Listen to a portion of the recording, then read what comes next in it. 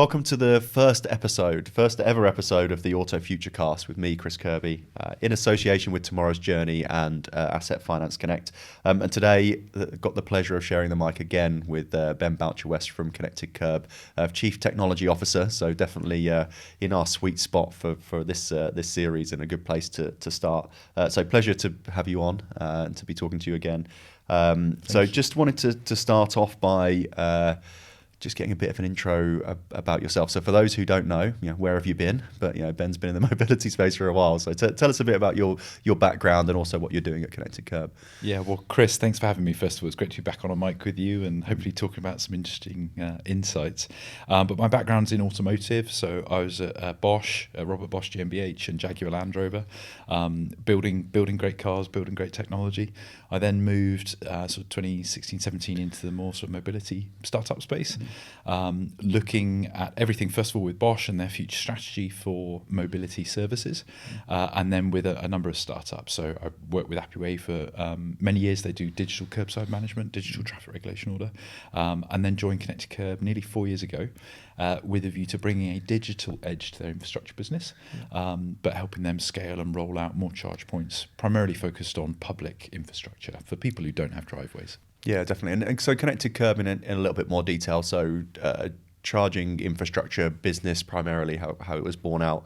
And as you say, it's more the curbside technology. So I guess if EV drivers listening to this will sort of understand different types of public charging infrastructure and often think about public as, what's the fastest I can charge my car on the way to Devon, as I did at the weekend. But that's not the place that you guys play in. It's a very, very, very important but very special space in that area. Yeah, that's right. We're trying to essentially offer convenience for the driver, is that you will be able to get a fair, fairly priced, highly reliable charge where you want to stop, which is either at home to then go to bed or at work, those sorts of longer dwell. So we specialize in the 722 kilowatt charging. And immediately if you read the Daily Mail, you go, oh, that's not very fast. But it's enough for that convenience model. And then we are increasingly sort of partnering into sort of a blend of fast AC and DC models as well, to continually pursue that convenience model. And for us, it's about, fair price. Even VATs against you in this country, you pay 20% on street, 5% at home. So we're trying to think of all the digital tools that sort of lessen that divide between those that have a driveway and those that don't. Yeah, definitely. And it's such a key part of the charging setup. I mean, I think people are starting to get their heads around the range anxiety piece. I've said a million times on various different things about most people, the amount distance they drive, but everybody wants I can't possibly have an EV unless it does 350 miles to a charge. And the same thing about charging. Not everything has to be 350 kilowatt DC charging, because that's not actually how people consume it. And that is how I consume it, because I can charge on my driveway, but that's not the case for lots of people. So it's a very important part of the service offering, I guess. And that's, I guess, where a lot of your stuff has been. But it needs to be a blended offering, as you say. Some people need to do it in an hour, and some people need to do it in a night time. Yeah, and you'll have a range of listeners, but cycling the charge on a battery with an ultra fast charger, we know the data is there that is not great for longevity of the battery. It, however, works because it suits the model of people's traditional wet fuel refueling model. But we know if you can trickle charge, you can do things with the grid. It's much better for battery health. And ultimately, I suppose there's an environmental edge where you can then charge a vehicle when energy is at its most green. Importantly for us more is around a commercial model that makes sense for the user, makes sense for the grid, and us in the middle as that sort of broker. Yeah, and cost is a big thing as well, and we'll probably come on to touch on it later. But definitely, my public charging is very limited. I charge at home, and so as most people in reality, I very rarely need to charge away from home. But I did this weekend, and it was 60 quid to charge 200 miles, basically, which is not efficient if you're doing that all the time. And I guess you guys are providing that gap in between the nice 6.5p that I pay to Octopus to charge my car at home versus the 79p that I paid GridServe to charge it at 350 kilowatts, or not quite. But and I guess cost is part of that convenience, right? The practicality of that. That's it. Yeah, absolutely. Cost and price. So we launched smart charging in our app last year. That's been very, very sticky with users because it offers people a tariff that is agile.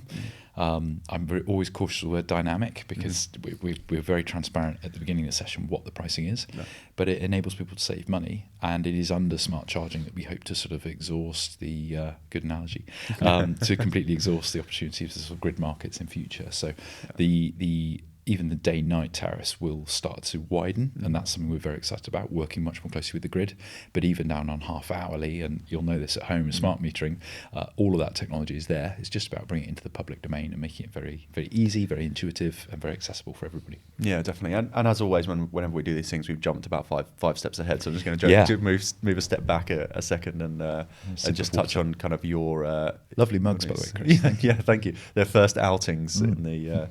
available on my website. No, sorry, for £5 a time. That's probably not a markup. I think mobility's hard, isn't it? We're now in crockery. It's tough. It's a tough business. If I can get a recurring subscription license fee on these mugs, I'll be very happy.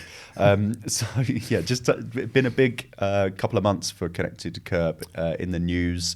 I got the news about 10 minutes ahead of schedule on WhatsApp from you, so thanks for the heads up. So you've had some groundbreaking fundraising to really support the project. But tell us a bit about that. It's a really interesting kind of way you've gone about it. Yeah, well, it's been quite a journey, but we were thrilled in the end to find two investors. One, an incumbent. We've had a long relationship with Aviva, and they followed on in this funding round. But a new investor is the National Wealth Fund. So obviously, first and foremost, a bank, but seed funded by government. It's a fund that primarily looks at infrastructure projects in markets the government wants to see exist, but it is run like a bank. It's very traditional, capital finance, infrastructure finance in that regard, and we're very, very excited to welcome them as a new partner. It gives us an opportunity, obviously, to shore up the infrastructure side of the business and its runway for the foreseeable. We've estimated that we think we're talking around 40,000 additional charge points as a result of that funding, and that obviously, and the reporting and the media at large are always a slightly different beast to manage, but that effectively is the next step on our journey up to 2030 target, where we're looking to install hundreds of thousands of chargers across all different local authority situations that enable, as I said, that fair and accessible charge. So really fabulous news for the team. It's been quite a journey to this point in an industry that I think is still seeing a huge amount of definition. There's a lot of new incumbents, there's a lot of new disruptors and old incumbents all finding their feet. And we've had our fair share of pain going through that process. But this is a fantastic moment for us just to stabilise things this year, consolidate our offering around local authorities. Context of that, so we're very excited as well with the Levi bids that are late, in some cases 24 months late, which has given the whole EV sector real challenges. So we're now sort of ready to work hard on that while nurturing more of the private offering.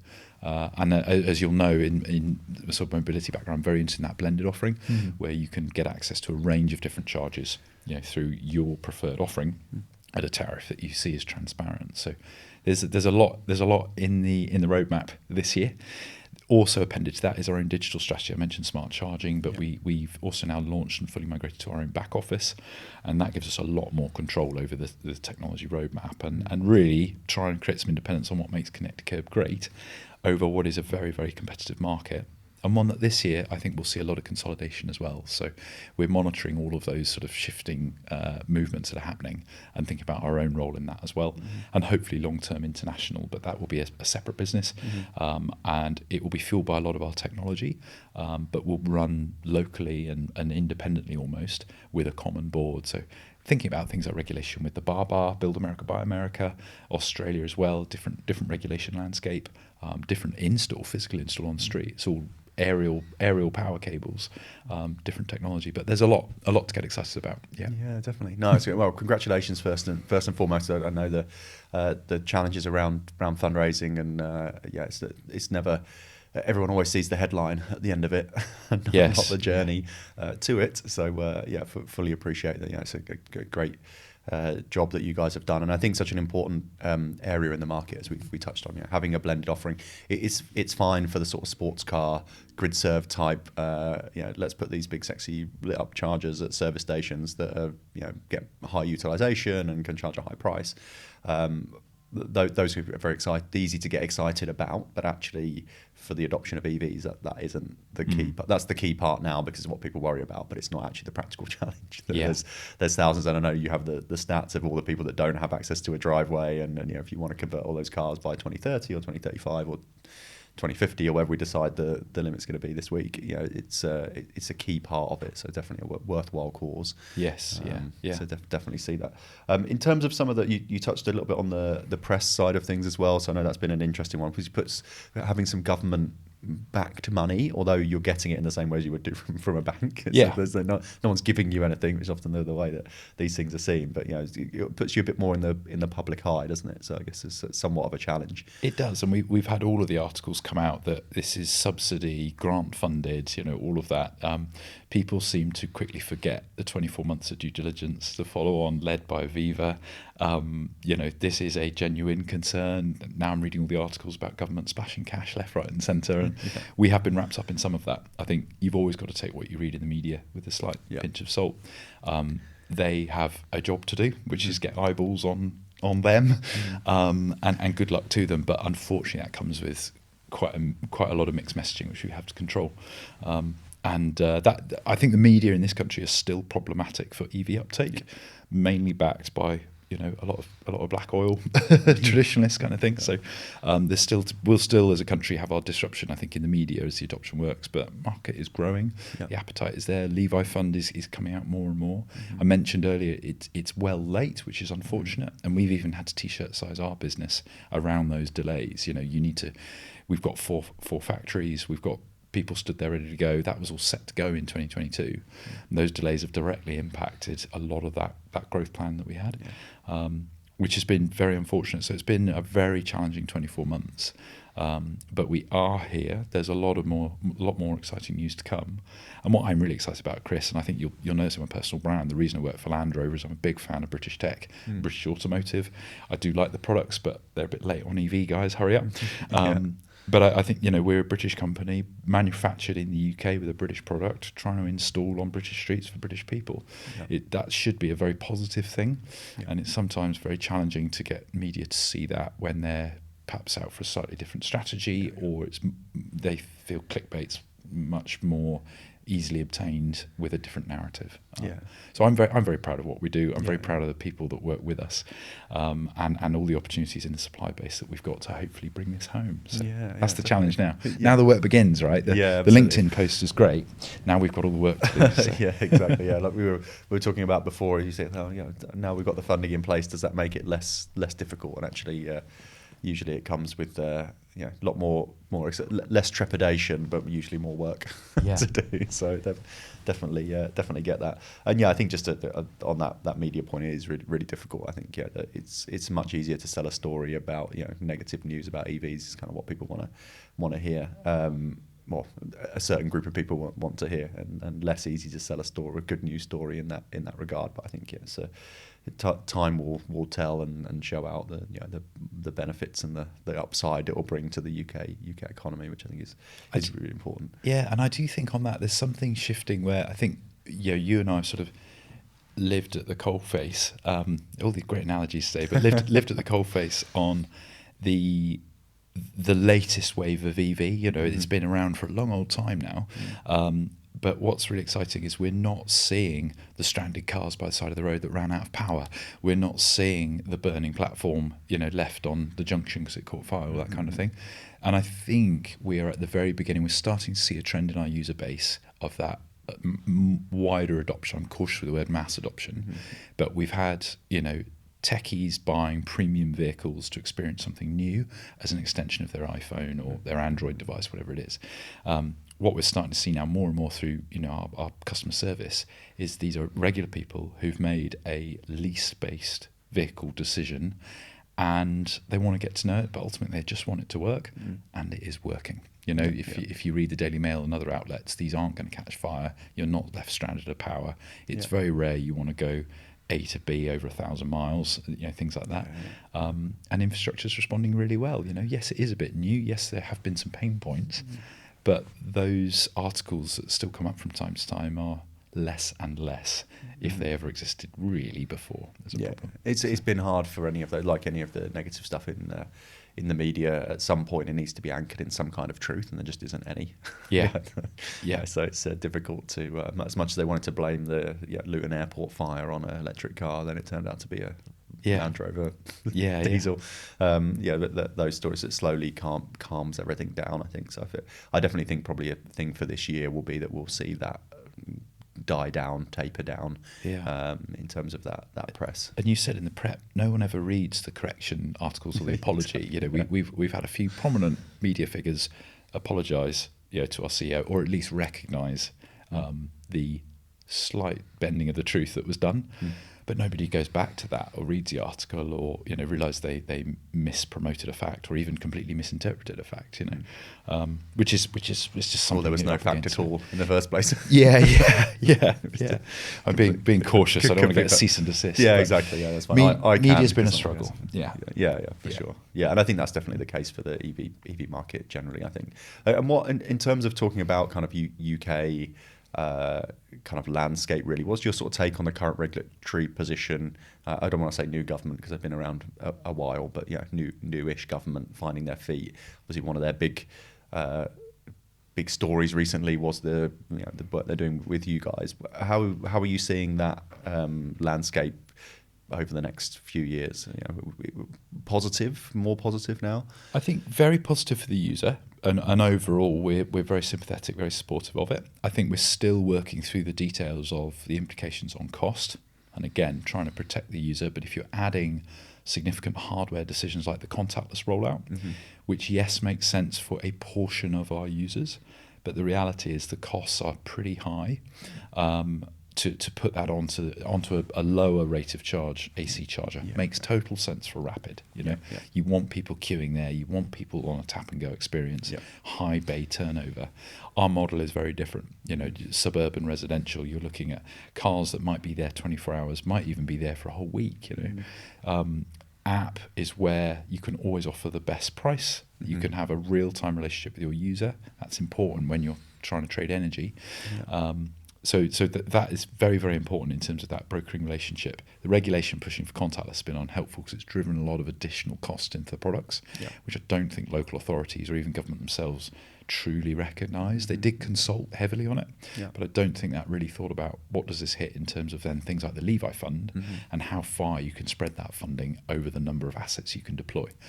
Because you're adding, in some cases, a third of the cost into a charger, So regulation is evolving. I think it's ultimately positive, but with more regulation comes more overhead, more cost. We're seeing more and more tertiary industries catch up into EV and bring their own slice of the pie to it.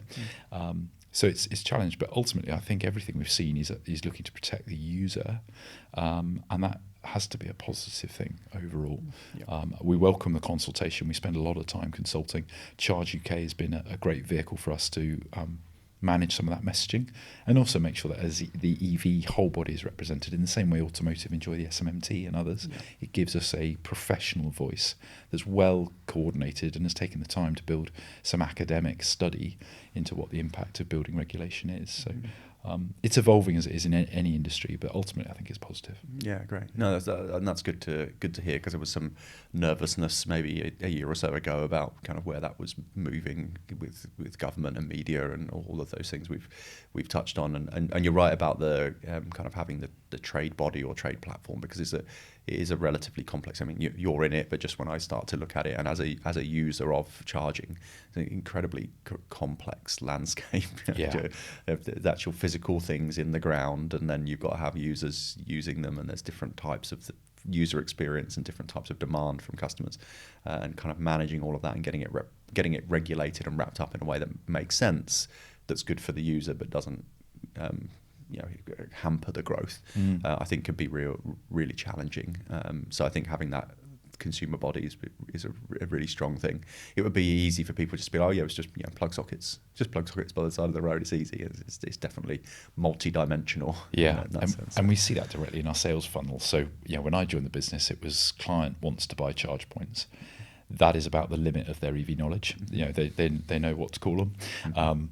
But what we're focused now is looking at the end-to-end journey they have to go on. And I don't envy the local authority job right now. They have to.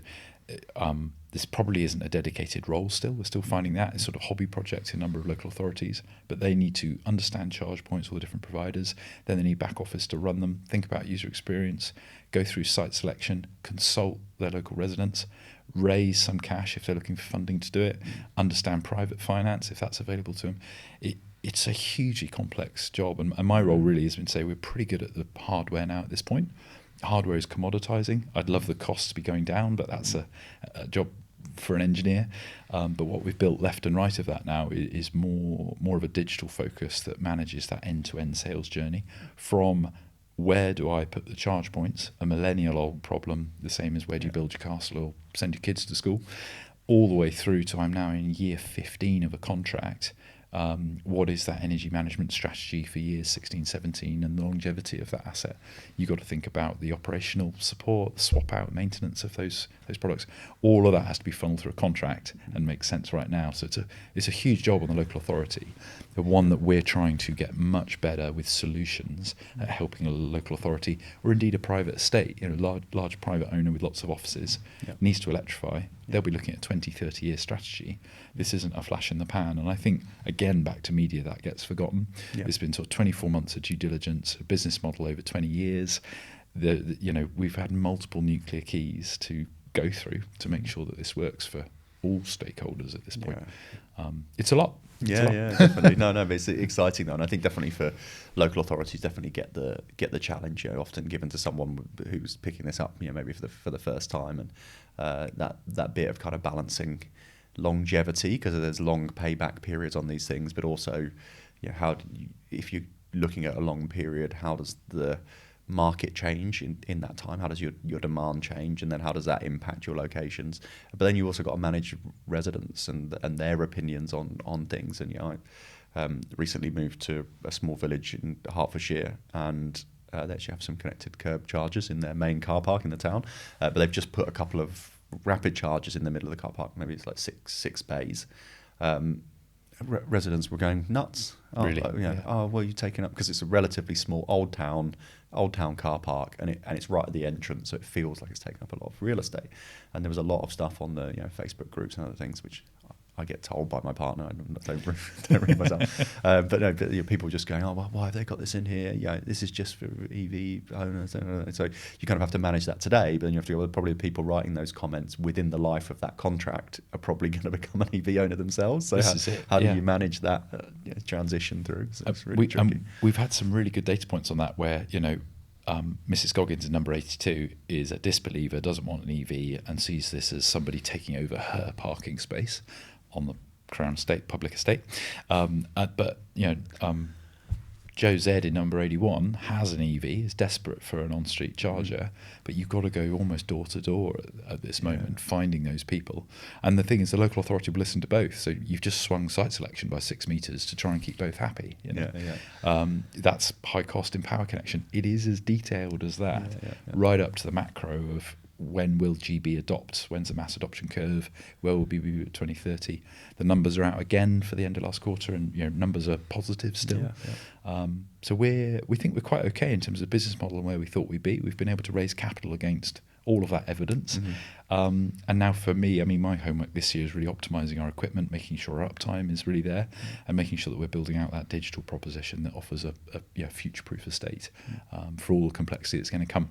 I'm trying to keep that really simple for the user, but you can imagine there's endless propositions that we can start building out in front of users. And you and I talk about many of them all the time. So. Definitely. So much exciting stuff to do, but also have to sort of break that down into what's practical. I was just kind of looking at my notes here and just thinking about new technology, and without wanting to sort of go too crazy or sort of too far in any of this, but kind of where are you seeing some of the technology innovations? You say plug sockets in the ground have been around for a while. They've massively improved in their reliability and their scalability.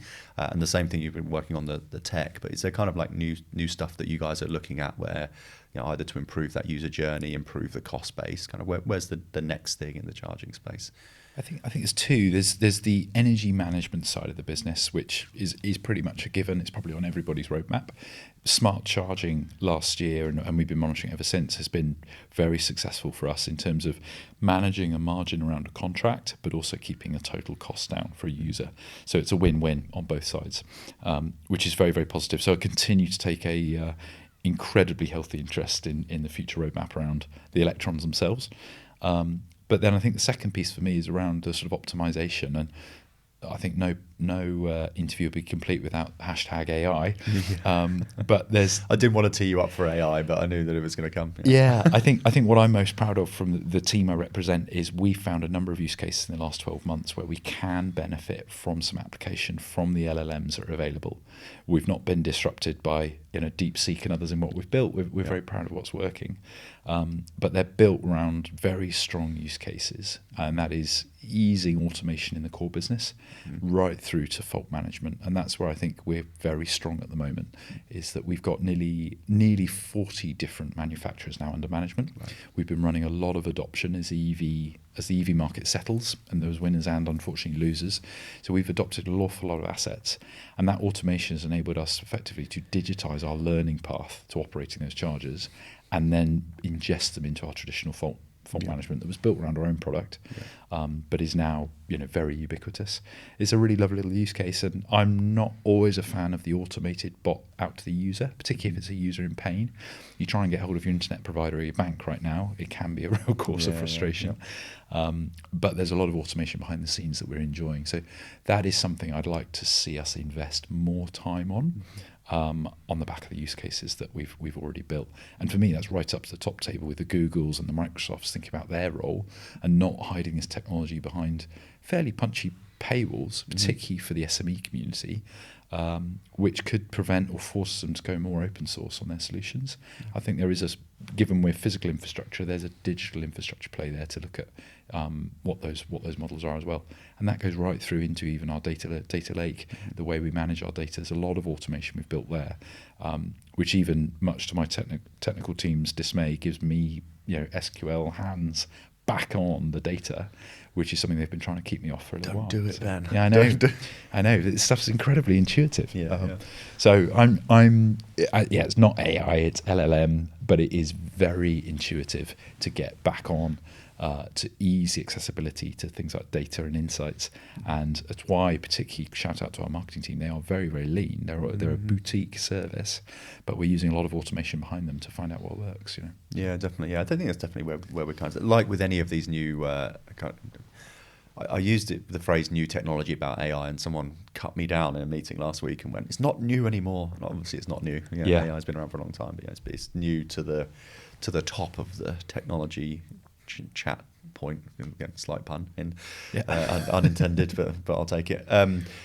And I think with a lot of the kind of new or fad technologies, a lot of the value comes in in solving simple problems, solving boring problems. Actually, that was part of the topic of the presentation I was giving last week. We talked about AI, what solve the boring problems in the industry rather than trying to overhaul things all in one go. And I think those, like you say, fault management. For us, we're looking at a bit around pricing, optimization. How can we streamline certain bits in the back office, not thinking how can you get a customer to subscribe to a card just purely through a chat function, because I don't think the users are ready. Whilst the system could probably do it, the users aren't ready.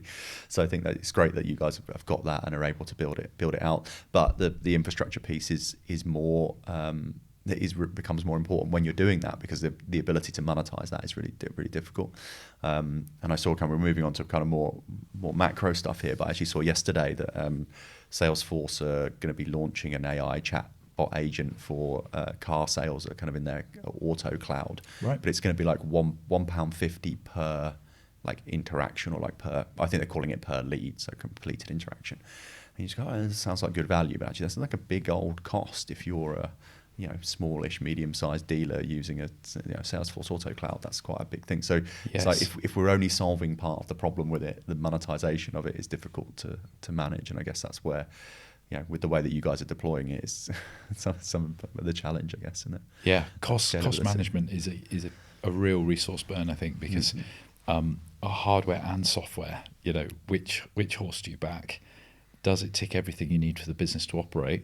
And particularly on the digital side of it, it'll all be different in 24 months' time. And it's something myself and Chris, the CEO, grapple with all the time, is what is that level of investment that serves our core infrastructure requirements, but can at least give us that future-proof digital opportunity as we scale as well.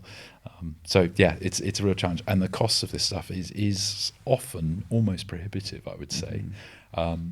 If you're not a huge corporate with a large IT function to deploy and have a go with, So we really spend a lot of time putting a business case around each of our innovations, and I try to keep our software stack fairly streamlined around the Microsoft stack, because we're largely local authority, which can be restrictive. We don't have Monday.com and Grammarly and GPT for all and all that kind of thing. We're trying to be a little bit more conservative in our tech choices, but ultimately, because all those licenses need to stack up around an infrastructure business. Yeah, they've got to provide that benefit. They've got to provide the value. They've got to cover the £1.50 per agent-based lead has got to be recouped somewhere down the line in some kind of savings. So I guess that's a challenge.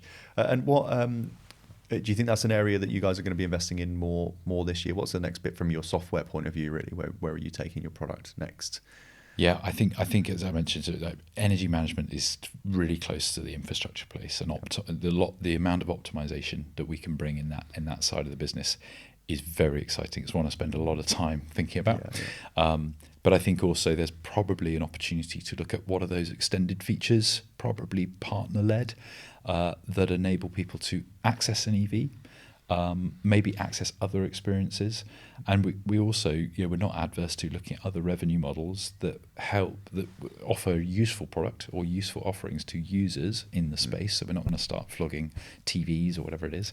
But think about their journey on EV, their first purchase, second purchase of a vehicle, where they buy their energy, the energy relationship around the environment they're in. So that's what grid balancing, be it at home or in the public domain.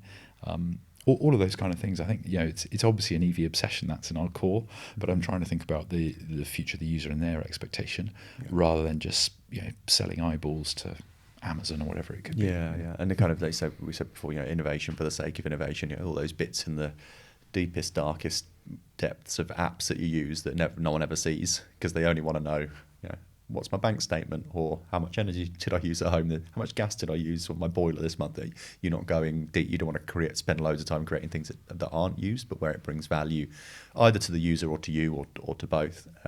I know we touched on earlier when we were just having a coffee before about the loyalty aspect. That was super interesting about keeping users in the app, and I guess with those third-party offerings. But it's interesting, those kind of insights that you get, and then how you can bring little things in to plug the gap. Yes. So some of the team, Stephen and Ben particularly, have spent a lot of time dissecting our users into different groups, and they range from people who arrive once and we never see them again.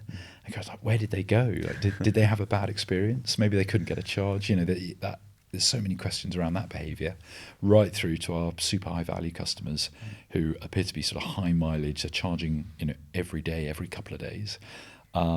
Have we sort of saturated their use? We think we've got control of sort of 100% of their charging behaviours, but what are their expectations in future, and how price sensitive are they, and how do we make sure we retain them? Because we're trying to offer that local and loyal model, as I said, are built around convenience. So it works they're a relatively small cohort, but in terms of value, they're hugely important to us. Right through to the guest grazers who, as I say, vanish, and everything in between. So we're spending a lot of time around the behaviours there, the behavioural science around what is going on, and increasingly trying to build our intelligence through other sources around what are the other local offerings that may be available to them that are offering a better deal. And that goes from fair competition across the EMSPs, the mobility service apps, right through to perhaps they changed job or they moved house and those kind of things. How do you bring them back? Yeah, definitely. No, it's interesting. Yeah, I think that whole space is going to be fascinating to watch over the next year or so. And we started to touch on it before. We started to my usual thing of jumping ahead, but just thinking a bit more about the kind of macro EV markets. We've touched on it a bit in the conversation, but kind of where do you think we are in terms of like current state of play, the EV adoption generally here in the UK, and also the how the infrastructure is keeping up with that, or how it's improving. Kind of, what's your just general take on the market today? Yeah, I want to remain very positive and very optimistic, but it is very difficult to continually wake up every morning to be proud of the British EV market, because we are falling behind, and I won't go into all the media for that, but the threat of China, the shutting down and locking out of the US, cars in Europe and all the rest of it. But there is a lot to celebrate in this country, which I remain very, very optimistic about. I think for me, it's probably the richness in vehicles that is still coming. I think it's twice as many brands available this 12 months as there were last 12 months. That is about to change again heavily this year. So some really exciting models out there, much more accessible. The price points are working. So I think, as I said, I think we're beginning to see that mass adoption curve emerge. It's not a hockey stick. I think it's a slightly flatter growth curve than that, up to say 2035. But those models make EV much more accessible to the mainstream. And I'm very excited. We'll learn a lot through that process. Hopefully, we've got a fairly significant estate now. We've got 9,000 charge points out there already. We want to go number one in the UK. I would say that's our next goal this year, is to become the biggest public infrastructure charge point network. And then hopefully there'll be a real rich mix of vehicles there to meet the users on both sides. They have good, reliable infrastructure and a good choice of vehicles to get into. Yeah, definitely. The vehicle piece has been so interesting to watch over the last 18 months or so, with new entrants coming in and the kind of market changing. Also see within not just the kind of national press stuff, but in the automotive press, EV sales down. We talked earlier about Porsche but starting to build ICE vehicles and these kind of things, and again, often not really reported correctly. But also it's a thing, like you say, not a hockey stick. We've seen a acceleration probably through like 23, 24. Partly due to a bit of vehicle supply. There was a holdback of vehicles 2021 to 22, and then you go 22 to 23, all these cars arrive off a boat with orders that were pre-done. And we've also seen a bit of impact of salary sacrifice, I think, which I think I'll probably end up talking a lot about during this series, because I think it's been a thing that's really driven. People talk about, we don't subsidise EVs in the UK here anymore. We don't give a grant, or we don't do these things. But actually, the company car tax saving and the salary sacrifice saving is a huge incentive for drivers, but only to certain people who have them available and who work in a job where it's available to them. Typically, it's only the more senior people within the business that supported the number of Porsche Taycans into the market. But SME business owners giving themselves a Porsche Taycan for 40% off basically. But then that has impacted the used car market because we've had too many cars come in on the top end. So there's all that kind of leveling out of the market, but as you say, the growth is still there. So people go, sales are down. Well, the growth is down. Yes, so sales are up. Yeah. So I think that's going to be a fascinating thing. And I think, as you said, the smaller cars into the market, smaller cars and the used market, getting people who haven't, like, they're the next wave of adopters. Is not the early adopter, tech focused, high earner, salary sacrifice. It's the middle to low earner, second user vehicles. I think it could be fascinating. So that's it. Turn a millennium. We were worried that the batteries were going to fail. They'll only live 3 years, etc. I've seen more and more articles about people getting back into the early i3s and using them for their suburban commute and things like that. And the batteries are okay. The range is pretty good. I was talking to someone the other day. He's bought, I think, a 2014 Tesla S. And that battery's still got 93% capacity, which everyone goes, well, my fuel tank doesn't get smaller. That's very good technology, and as his point was, that's more range than he'll probably ever use on a single trip. And this is a roaming salesperson, that whole market is establishing itself as well. I think that's definitely that's one to watch. Is going to be, I think, probably not for this year, but over the next 4 or 5 is going to be that used car. Just how long the EVs last for, and the fact that over-the-air updates and all of those things are going to lead to cars staying relevant for longer, and they're going to break or become uncommercially viable later. And that's we can have all these new entrants into the market, and then going to be less people buying new one. Then people are going to keep them for longer. They're going to stay in the market for longer. So I think that's going to really change the whole market. But one for a future probably series podcast. But I hope it gets back to we had Tesla hit the technology market, the leading advocates. personally as a design choice, I find the interior is pretty sterile. Yeah. You know, they're not for everybody. I love what they're doing to push the boundaries of. They've really disrupted a very traditional vehicle. But they're fabulous EVs. They're not the best cars, in my view, heavily caveated. Yeah. But now we've got a whole suite of models. You know, the alternatives were then the more premium things. A Porsche Taycan, lovely car. I've never been in one, never driven one, but it's a lovely Porsche design. It's got all the credentials that check out as a great vehicle, but the price point is just completely prohibitive.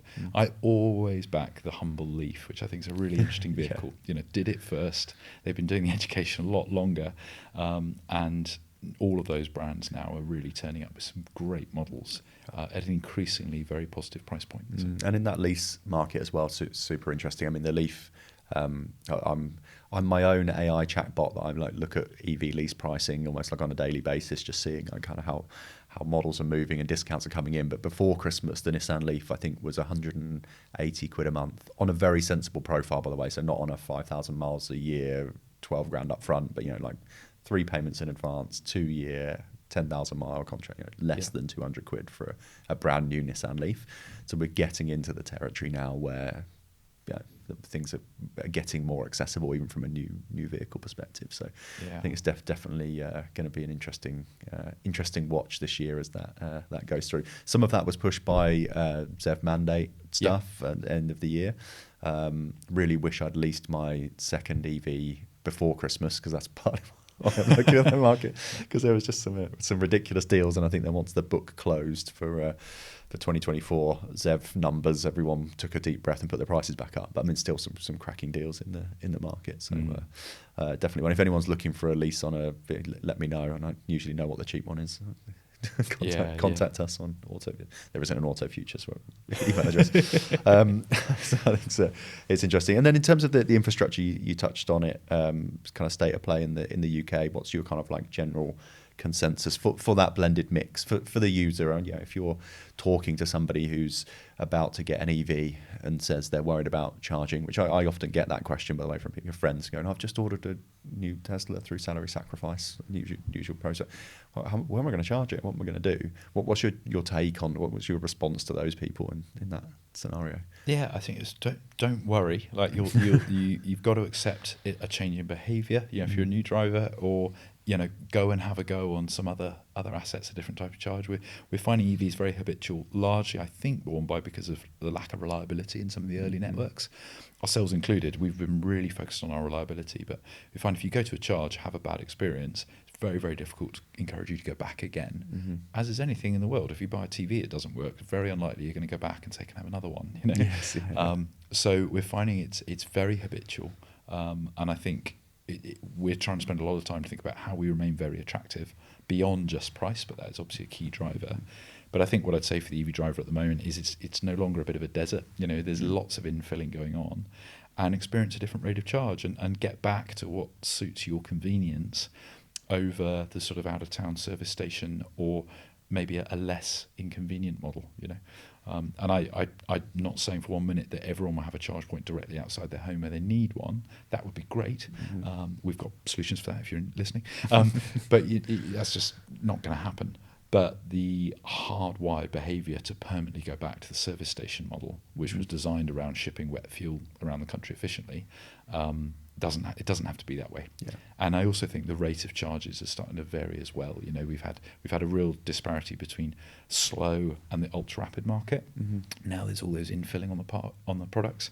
There are many more products to choose from, something we're very excited about, offering a slightly different user journey, different user experience. So I think it's just hark back to yourself and what's convenient, and be open-minded still. That's been the whole thing, right? Be open-minded, try something else.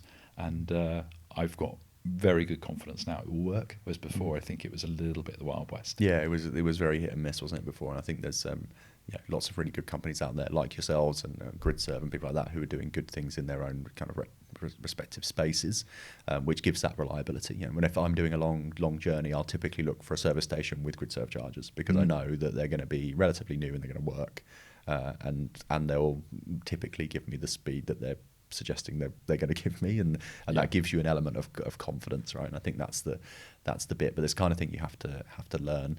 I think there's a big education piece for new EV drivers. I think less so now about kind of convincing people to change, because I think that's kind of naturally happening. People are seeing these cars on the road, understanding them better. But I think the education piece of like, what car should I buy, through to then how should I charge it? And again, I've also realised, when people ask me and I start explaining it, and you think, well, I've only figured this out because I've been an EV driver for 3 years, and I've started to work out the difference in charging rates, what that means when you look at a car and you're assessing it. What does the kilowatts mean versus the kilowatt hour, and what impact does that have? Because people will be used to things like MPG and PS or BHP, and they're used to going, well, that's a petrol station, that's unleaded, that's it. It's a whole different thing, but basically the same, but the knobs are different kind of. And when you explain it to someone, it's usually like, oh yeah, okay, that makes sense. I had literally no idea. Yeah. That bit about when they're going, well, should I get what one of these cars off this list should I get? And you go, well, actually the kilowatt means power, and this means how big the battery is, which is basically range. Oh right, okay, that's really interesting. But no one tells anyone that. And the same thing about charging. You don't need to try and find the fastest charger, because if you plug in a 350 kilowatt one and you're planning to stop for some lunch, it's too fast. Yeah, exactly. Yeah. Now you've got to move off, or the social faux pas of blocking a bay. Yeah. Or you just get too much charge that you need. That I had the other, as I wrote about on LinkedIn, when I needed a quick 10% top up, so I forgot to charge my car overnight.